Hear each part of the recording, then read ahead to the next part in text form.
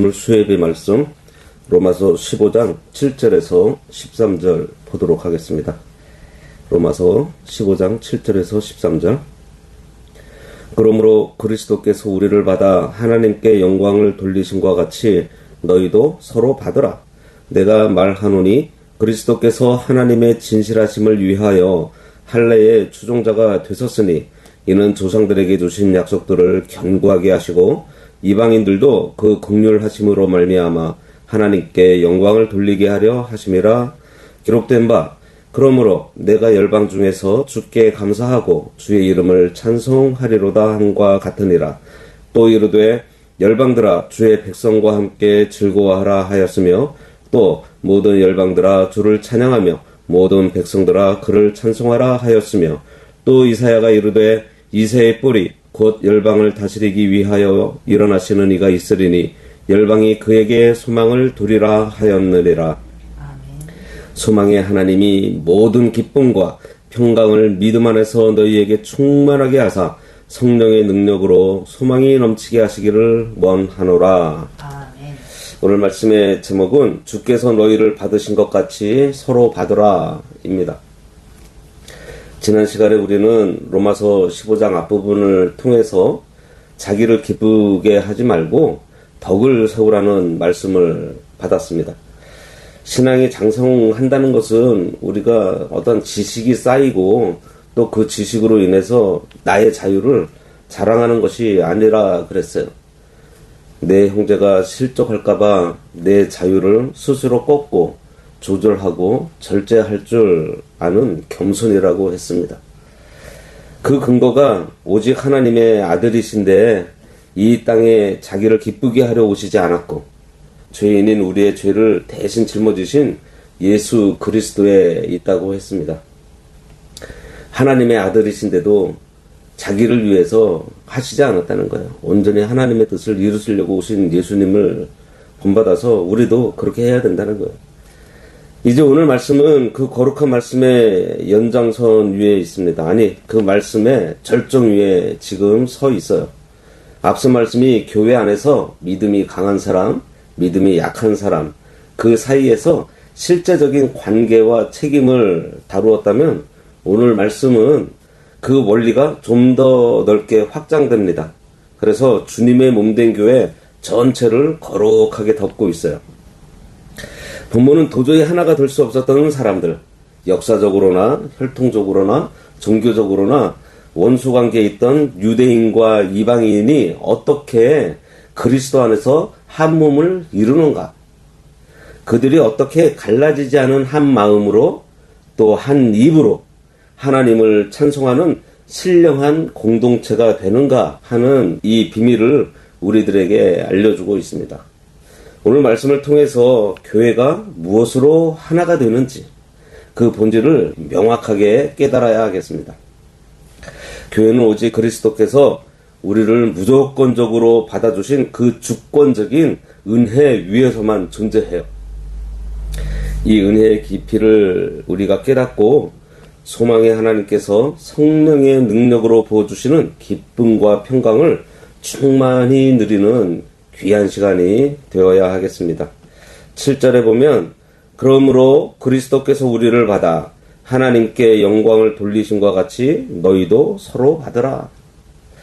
바울은 교회가 하나 되는 것과 성도가 서로 연합하는 것을 권면하면서 다시금 우리의 시선을 십자가에서 돌아가신 예수님께로 고정시키고 있습니다. 성도가 교회 안에서 형제를 기쁘게 용납하고 받는 일은 나를 구원하신 그리스도를 본받는 신앙의 문제예요. 생각해 보세요. 주님께서 우리를 어떻게 받아주셨어요? 우리가 하나님 앞에 받아들여질 만한 자격이나 조건이 요만큼이라도 있어서 받아주셨습니까?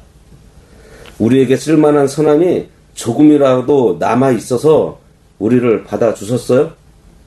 아니에요. 로마서 5장 말씀처럼 우리는 본래 아무 힘도 없는 무능한 사람들이었고 추악한 죄 아래서 뒹굴고 있던 죄인들이었습니다.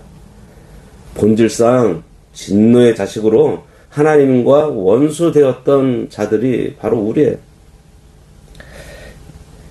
하나님을 거역하고 대적하던 비참한 원수들을 우리 주님께서는 당신의 피를 쏟아가면서 기꺼이 받아주셨던 겁니다.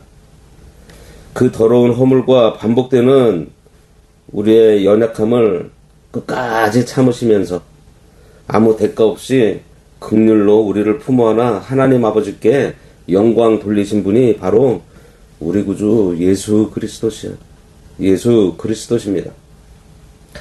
주님이 이처럼 나 같은 자를 조건 없이 받아주셨다면 오늘 우리가 교회 안에서 형제들을 대할 때 무슨 조건을 따질 수 있겠어요? 무슨 권리로 다른 사람들의 허물을 짚어내면서 그를 교회 밖으로 밀어낼 수 있겠냔 말입니까? 여기서 서로 받으라는 것은 대충 악수하며 형식적으로 얼굴에 미소 띄워가면서 지내라는 뜻이 아니에요. 헬라어 원어의 뜻이요, 마음의 가장 깊은 곳으로 영접하라, 이런 뜻입니다. 내 가족으로 기쁘게 받아들여라, 이러한 뜻이에요. 그러므로 구원받은 성도는 영적으로 미숙하고 어린 지체들을 향해서 조급해하거나 쉽게 판단해서는 안 됩니다. 우리가 어린아이들을 키워봐서 알잖아요. 걔가 일어설 때까지 기다려주고 내 형제같이, 내 자녀같이 이렇게 대하라는 거예요. 나 같은 죄인도 주님께서 이렇게 오래 참아주셨는데 주님의 은혜가 가슴에 사무친 사람은 결코 형제를 밀어내지 못합니다. 도리어 눈물로 안아주는 자리로 나아가게 되어 있어요. 또한 이 말씀에는 교회가 평생 짊어져야 할 사명이 들어 있습니다. 이 사명은 형제의 연약한 영혼이 자라나서 마침내 하나님께 온전한 예배자로 영광 돌리는 자리까지 나아갈 수 있도록 옆에서 짐을 같이 지어주고 함께 피땀 흘리는 적극적인 수고예요. 어린아이를 낳아서 기를 때 어머니가 해산의 수고를 감당하듯이 믿음이 약한 자가 성장한 분량에 이르기까지 기다려주고 말씀을 가르쳐 세워주고 눈물로 기도하는 것이 교회의 진짜 사랑입니다. 주님께서 우리를 부르신 다음에 그냥 내버려 두지 않으시고 날마다 말씀으로 다듬어 주셨고 성령으로 자라게 하시는 것처럼 우리도 형제의 오늘만 보고 실망할 것이 없습니다. 그러지 말고 그리스도 안에서 영광스럽게 변화될 그 내일을 바라보면서 함께 손잡고 같이 나가야 되는 거예요. 8절, 내가 말하노니 그리스도께서 하나님의 진실하심을 위하여 할례의 추종자가 되셨으니 이는 조상들에게 주신 약속들을 견고하게 하시고, 하나님은 한 번 하신 말씀은 반드시 지키시는 언약의 하나님이십니다. 하나님께서는 구약의 아브라함과 이삭과 야곱, 다윗에게 메시아를 보내 자기 백성을 죄에서 구원하시고 영원한 나라를 세우시겠다고 엄숙하게 약속해 주셨습니다. 그리고 때가 차서 그 약속하신 바를 성취하기 위해서 독생자 예수 그리스도를 이 땅에 보내셨어요. 그리스도께서는 하나님의 그 진실하심을 만천하에 입증하시기 위해서 오신 언약의 성취자이십니다. 여기서 주님이 할례의 수종자가 되셨다라고 하는 것은 언약의 표징을 가진 유대인의 혈통과 율법 아래에 종의 형체로 오셔서 자기 백성을 위해서 철저하게 순종하시고 구속사역을 이루셨다는 뜻이에요. 주님이 유대인의 땅에 오셔서 멸시를 당하시고 십자가에 못 박혀 피 흘려 죽으신 모든 흔적들은 약속을 반드시 지킨다고 하시는 여호와 하나님의 신실하심이 역사 속에 실제로 이루어진 사건입니다. 그러므로 교회는 인간의 변덕스러운 감정이나 세상에 유행하는 사조 위에 서 있는 유약한 집단이 아니에요. 세상이 아무리 어지럽게 요동치고 교회가 연약해 보여도 우리를 붙들고 있는 이 기초는 영원히 변치 않는 하나님의 신실하신 언약입니다. 그 단단한 반석 위에 서 있음을 믿으시기 바랍니다. 이렇게 주님의 오심은 유대인이라는 작은 울타리 안에 갇혀 있을 수 없었어요. 9절부터 11절에 보면 이방인들도 그 공률하심으로 말미암아 하나님께 영광을 돌리게 하려 하심이라 기록된 바, 그러므로 내가 열방 중에서 주께 감사하고 주의 이름을 찬송하리로다 한과 같으니라. 또 이르되 열방들아 주의 백성과 함께 즐거워하라 하였으며 또 모든 열방들아 주를 찬양하며 모든 백성들아 그를 찬송하라 하였으며. 그리스도의 대속 사역은 유대인의 언약을 견고하게 함과 동시에 언약 밖에 있던 이방인들에게 하나님의 긍휼의 문을 활짝 열어젖힌 사건이었습니다. 본래 이방인들이 누구였어요? 하나님의 약속에 대해서는 외인이라 그랬어요. 세상에서 소망이 없고 하나님을 알지 못한 채 영원한 파멸을 향해서 달려가던 본질상 진노의 자식들이었습니다. 그런데 그 자격 없는 이방인들에게 아무 조건 없이 하나님의 주권적인 긍휼이 부어진 거예요. 그래서 이제는 먼 데 있던 자들이 그리스도의 피로 서로 가까워졌습니다. 이방인들의 입에서 하나님을 향한 거룩한 감사와 찬송이 터져 나오게 된 거예요. 바울은 이것이 이미 구약 곳곳에서 하나님의 작정이었음을 입증하기 위해서 율법과 시편과 선지서의 말씀을 줄줄이 인용하고 있습니다. 9절에서는 시편 18편을 인용해서 열방 중에서 주께 감사한다고 했고, 10절에서는 신명기 32장을 인용해서 열방들아 주의 백성과 함께 즐거워하라 했고, 11절에서는 시편 117편을 인용해서 모든 열방들아 주를 찬양하라 선포하고 있습니다. 성경은 처음부터 끝까지 하나님이 택하신 모든 백성이 혈통과 민족의 장벽을 허물고 주님 앞에서 함께 예배하는 그 영광스러운 날을 향해 달려가고 있다는 것을 기록하고 있어요. 이것이 복음의 넓이이고 하나님의 주권적 긍휼의 크기입니다.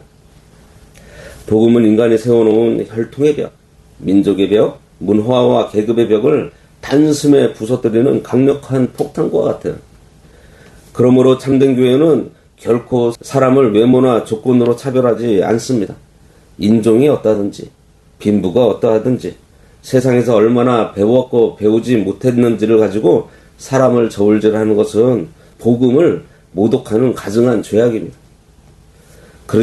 그리스도께서 피로 값주고 사서 품으신 영혼을 교회가 마땅히 두 팔을 벌려서 기쁨으로 영접해야 합니다. 진정으로 하나님이 왕이 되는 교회는요, 인간들이 끼리끼리 모여서 만든 배타적인 벽을 높이는 것이 아닙니다. 죄인을 향한 하나님의 긍휼이 얼마나 넓고 풍성한지를 온 삶으로 증명해내는 것이 교회예요. 이전에는 서로 원수되어서 멀찍이 떨어져 있던 자들이 이제는 한 제단 앞에 서고, 담이 막혀서 소통할 수 없던 자들이 한 목소리로 찬송을 부르고, 서로 낯설어 하던 자들이 그리스도의 보혈로 엮여서 하나님을 향해서 아빠, 아버지라고 부르는 것, 이것이 지상교회가 맛볼 수 있는 천국이에요. 교회 안에서 함께 즐거워한다는 것은 은혜의 본질을 보여주는 것입니다. 하늘의 신령한 기쁨은 나 혼자 골방에서 누리는 것이 아니에요. 그렇게 누릴 수도 있습니다. 하지만 내 곁에 있는 지체와 함께 나눌 때 그 깊이가 한없이 깊어져요. 영적으로 죽었던 한 영혼이 주님의 긍휼로 살아나서 하나님을 찬양할 때 온 교회가 내일처럼 눈물로 기뻐하고, 시험에 들어 낙심했던 자가 말씀으로 회복될 때 온 공동체가 함께 엎드려서 감사하는 것, 이것이 진짜 복음으로 세워진 공동체의 아름다운 풍경입니다. 바울은 12절에서 이사야 11장 10절을 인용하면서 그리스도의 통치와 영광을 선언하고 있습니다. 또 이사야가 이르되 이새의 뿌리 곧 열방을 다스리기 위하여 일어나시는 이가 있으리니 열방이 그에게 소망을 두리라 하였느니라. 여기서 말하는 이새의 뿌리는 다윗의 혈통을 통해서 이 땅에 인간의 몸을 입고 오신 만왕의 왕 예수 그리스도를 가리킵니다. 주님은 단지 유대인의 왕으로만 오시지 않았어요. 온 우주와 열방을 공의와 사랑으로 통치하시는 우주적인 주권자로 오신 것입니다. 그리고 죄와 사망의 그늘에 앉아서 신음하던 온 세상 열방이 오직 예수님께만 영원한 소망을 두게 될 것이라는 선포예요. 우리가 붙들어야 될 참된 소망은 이 세상에 썩어질 정치나 경제 혹은 인간이 만들어내는 낙관적인 전망에 있지 않습니다. 인간의 제도는 날마다 흔들려요. 사람의 마음은 아침 저녁으로 변하고 지상교회는 인간의 연약함 때문에 상처를 주고 받습니다. 그러나 우리 주 예수 그리스도는 어제나 오늘이나 영원토록 변함없이 견고하신 반석이세요. 소망을 그리스도께 단단히 닷을 내린 교회는 사탄이 아무리 흔들어대도 결코 무너지지 않고 다시 일어섭니다. 눈앞의 현실이 캄캄하고 사방이 가로막혀서 도무지 정리되지 않을 때가 있어요. 그래도 열방의 소망이신 주님을 바라보는 성도는 믿음으로 묵묵히 견디며 끝까지 인내할 수 있습니다. 이제 바울은 로마의 성도들을 위해서 축복하는 기도로 이 권면을 마무리하고 있습니다. 13절 보면 소망의 하나님이 모든 기쁨과 평강을 믿음 안에서 너희에게 충만하게 하사 성령의 능력으로 소망이 넘치게 하시기를 원하노라. 바울은 하나님을 소망의 하나님 이렇게 부르고 있습니다. 하나님은 우리가 소망해야 할 유일한 대상이시고 낙심한 심령에 친히 소망을 부어주시는 소망의 근원이십니다. 성도가 가진 소망은 세상 사람들이 말하는 잘 되겠지 하는 막연한 기대나 긍정의 힘의 소리가 아닙니다. 소망은 신념이 아니라 약속하신 바를 반드시 성취하시는 신실하신 하나님께 뿌리를 박은 거룩한 확신이에요.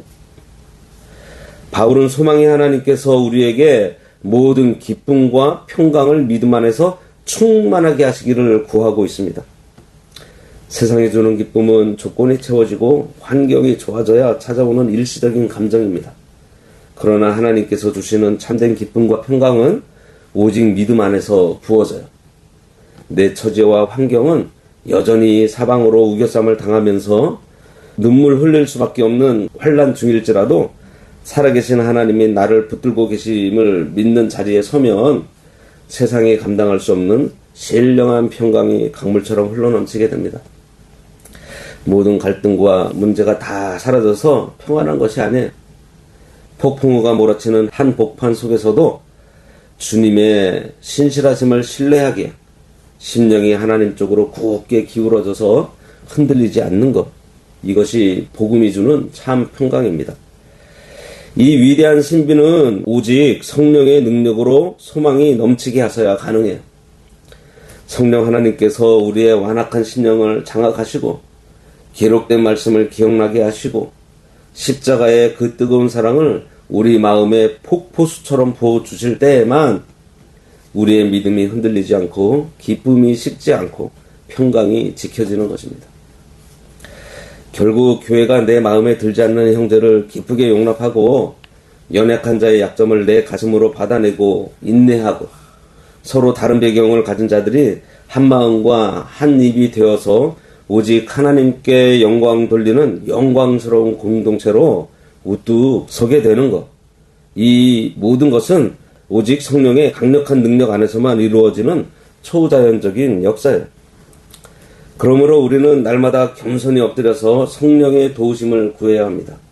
내 힘으로는 내 곁에 있는 지체 하나도 온전히 사랑할 수 없고 내 좁은 가슴으로는 어떤 누구도 품을 수 없음을 우리가 하나님 앞에 고백해야 합니다.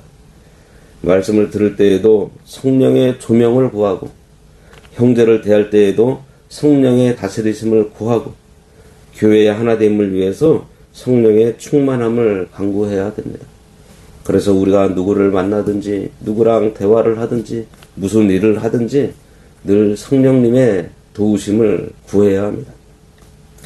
오늘 말씀을 굳게 붙잡으시기 바랍니다. 그리스도께서 자격 없는 나를 아무 조건 없이 받아주셨습니다.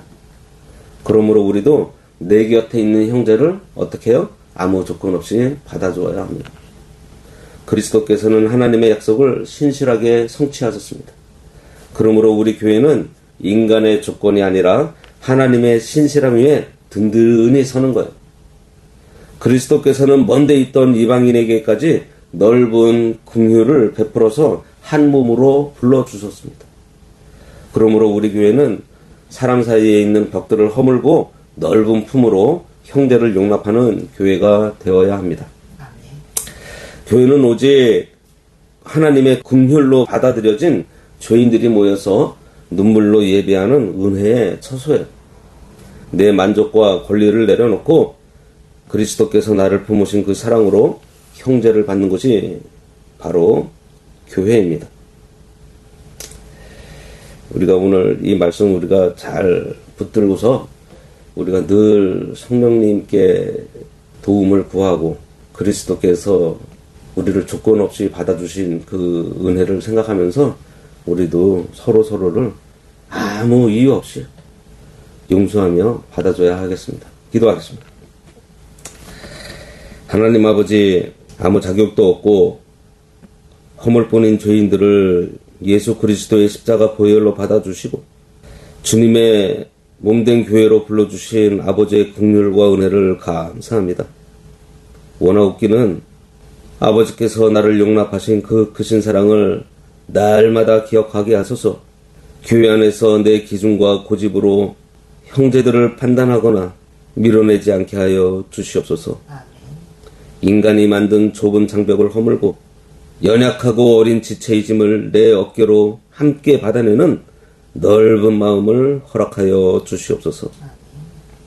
아버지께서 세워주신 우리 가정과 교회 그리고 모든 공동체가 내 힘과 성품이 아닌 오직 성령의 강력한 능력에 붙들리게 하소서. 어떤 시험과 낙심 속에서도 믿음 안에서 기쁨과 평강을 잃지 않게 하시고 마침내 한마음과 한입으로 오직 하나님 아버지께만 찬송과 영광을 돌리는 교회로 세워지기를 간절히 바라오며 예수님의 이름으로 기도드리옵나이다. 아멘.